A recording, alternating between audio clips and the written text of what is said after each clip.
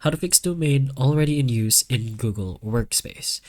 So this error usually means your domain is already connected to another Google account or workspace. So what you're going to do is first go to your Google Workspace and the sign up page.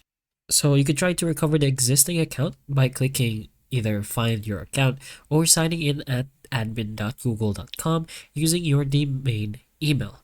But if you can access it, you can simply continue setup or transfer the ownership. And if you can't access it, you'll need to verify domain ownership by adding a TXT record to your DNS, which will prove to Google that you own the domain and will allow you to reclaim it. But if not, and the domain is still locked, you can contact Google Workspace and request a domain release or takeover. You can also do that by going to your preferred browser and search for release domain from Google Workspace and choosing either this option like so.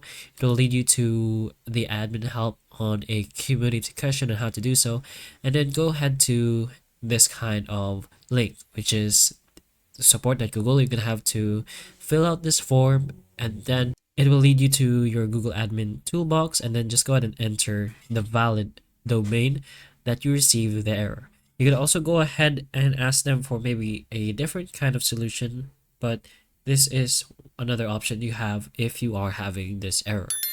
So hopefully one of these options can help you though, and if it can, please like and subscribe for more videos like this, and that's all.